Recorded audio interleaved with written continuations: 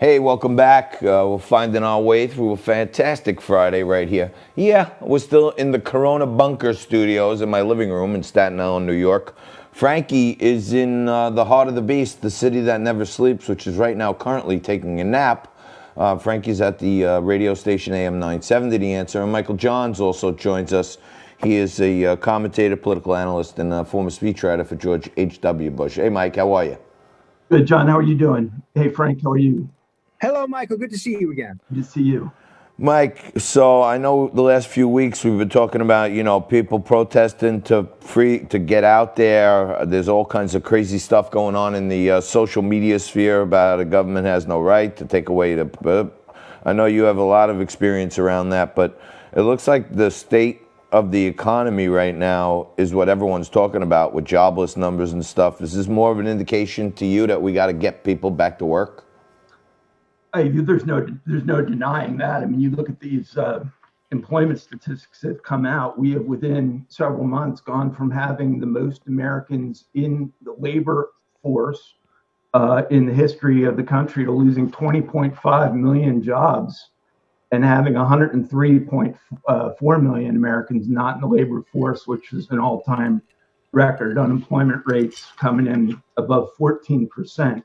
So, we've gone, as the president's correctly said, from having the most successful, vibrant economy in the history of the world to having one of the most challenging economic moments in our country. So now, obviously, is a time for vast action, and by vast action, you mean, ultimately states and locales who have to make these decisions to open their economy either completely or incrementally. And the decision by our federal government to continue to stimulate this economy with all logical steps and resources available to it. I mean, this is about maintaining our free market economic structure, which, in my judgment, requires, and this might sound hypocritical, but I don't believe it is, federal government assistance at this moment. This virus was not invited by the United States.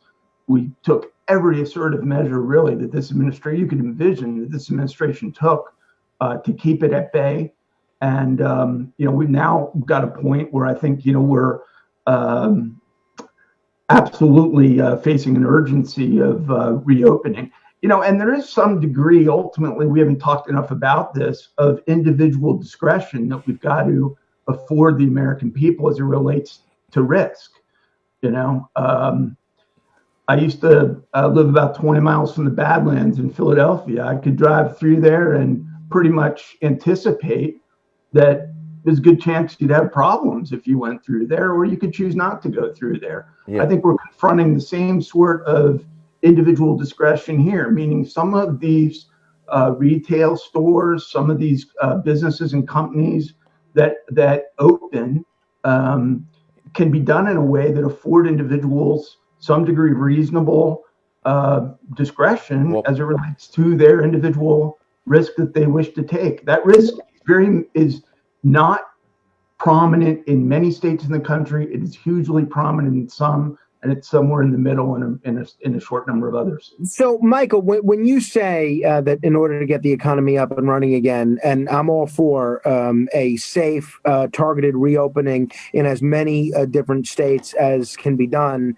and I'm all for doing that right away.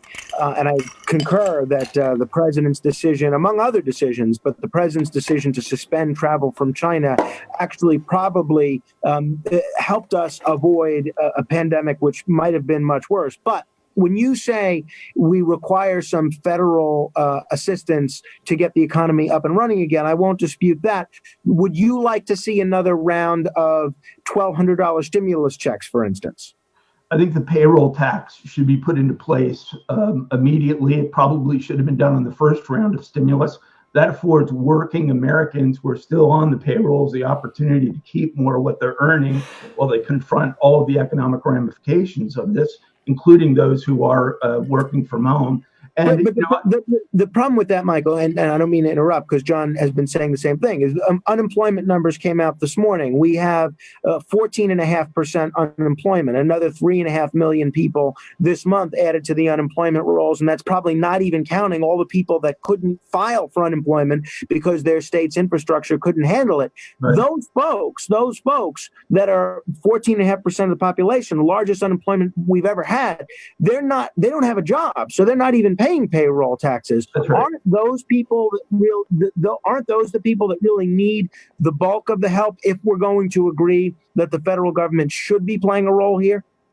Those are the people that are probably confronting a large portion of the burden of this. However, they are, of course, eligible for unemployment benefits.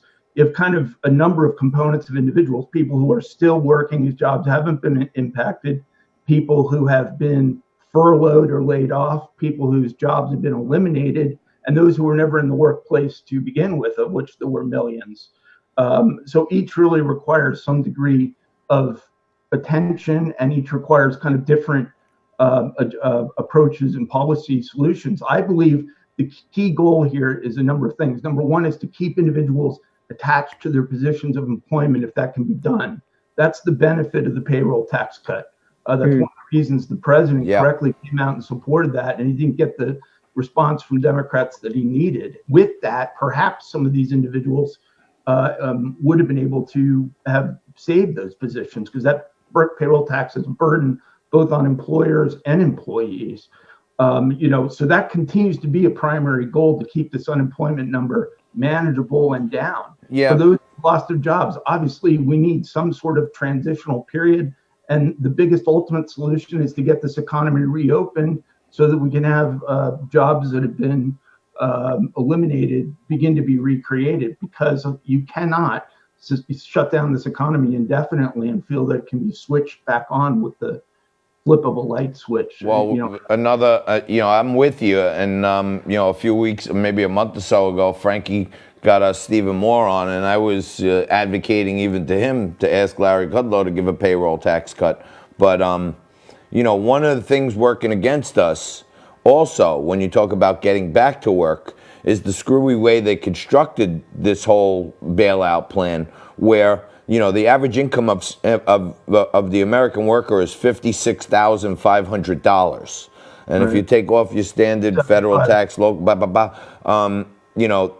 taking home about $34,000, which is, let's call it $700 a week. If you get unemployment that matches you, and then you get a $600 bonus, you're getting $1,300 tax-free. What incentive do workers have to go back to work? So we're going to be facing a problem with the construction of the plan too. We're getting people to go back to work. Yeah, and that is an issue. It has to be taken into consideration with this entire process. I think it's something the Democrats have not been putting enough focus on. I do think the instinct of most Americans is to get back in the workforce. I think they derive a lot of self-actualization and other benefits from it. It's, I think, the instinct of most Americans, so I give them the benefit of the doubt on that. But you don't want to create, and we run the risk, I think, as you correctly say, John, of creating a paradigm where it does create financial incentives for individuals perhaps not to re-enter the workforce at a level that they may otherwise be inclined to do. Michael, let me ask you this. John and I were talking a little bit yesterday about an idea which seems to have support from both the White House and from the Democrats in Congress, and that's a massive infrastructure investment, upgrading our bridges, our roads, our tunnels, at a time when other countries are doing exactly that. Tell me, do you think this is an issue we'll ever see both parties in Washington get together on? They both say they're for it. Yeah, I'm kind of very disappointed that, frankly, it hasn't happened already. It was, of course, part of the president's platform in 2016. He had promised $1 trillion plus in it. Democrats have found pretty much every excuse not to move forward with it, even though their perceived constituencies are potential beneficiaries of it. And some of the states with the greatest infrastructure needs are blue states, whose airports, roads, and highways and train systems have really substantially deteriorated over the years. Yeah, they need help. I kind of put most of them, not all of American infrastructure, but a large portion of it, and that includes water systems. It includes even internet, high-speed internet access into this category of those functions that really realistically is a kind of federal part of it is a federal government responsibility. Yep. This would be the ideal time to launch this in the sense that we still have the infrastructure needs. We now have millions of Americans, 20.5, as I mentioned, who've lost their jobs as a result of this. Yeah, the infrastructure would certainly give them a way to get those people back to work. That's for sure. And we know that there's ancillary economic benefits from infrastructure, meaning it's not just Mike, I'm sorry, we got to leave it there. We got to talk about this more next week. We got to take a quick break right here. You're watching Liquid Lunch on Biz TV. Back after this.